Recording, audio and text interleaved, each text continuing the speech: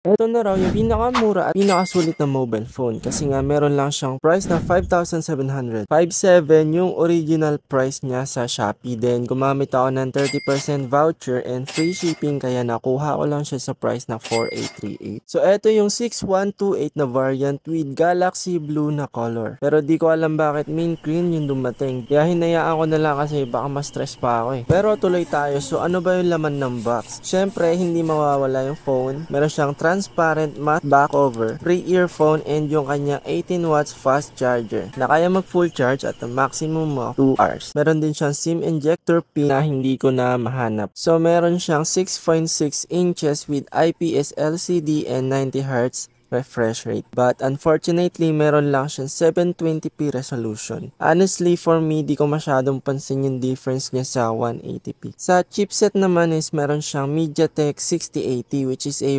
rebranded chipset of Dimensity 810. Makikita sa nano review, almost same performance lang sila ni G99 pero mas mataas yung rank ni 6080. Two reasons: better frequency which is 2.4 GHz and higher Antutu benchmark. Pero guys, tandaan natin iba pa rin yung real world performance nito dahil maraming factors na nakakaapekto sa performance ng isang phone tulad ng operating system nito. Ngayon, tingnan natin yung actual performance niya in gaming. Pero guys, sa COD ko lang siya itatry. Tiwala kayo sa akin kasi sobrang smooth na nito sa ML. Di na kailangan patunayan pa. So dito tayo sa mid-end game which is itong si ODM nga. Kung sa multiplayer is wala naman tayong problema kasi sobrang smooth naman niya dito. At actually naka max graphics pa nga siya na medium at high frame rate. Sa VR naman, sa lobby, landing,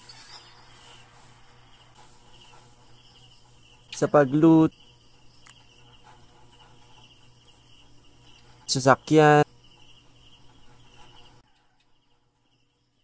at sa 1v1, goods naman. Hanggang death. Hindi siya kasing smooth ng MP but still playable. May drop na rin pala siya pag clashing. So makunat-kunat na rin pala yung battery nito kasi meron siyang 5,000 mAh battery plus 18 watts charger na kayang mag full charge sa maximum of 2 hours. Punta tayo sa camera. Ang kanyang camera sensor name is Hynix Hi502 IQ with 50 megapixels back and 8 naman sa front.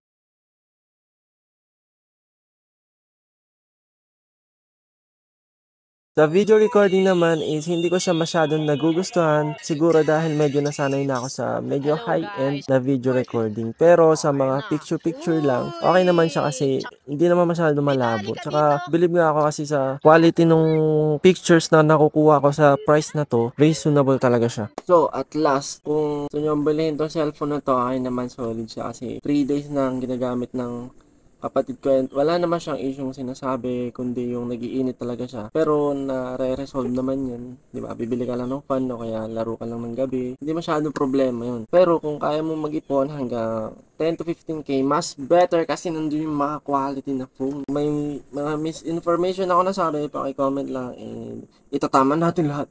Oh, yun lang, thank you. Bye.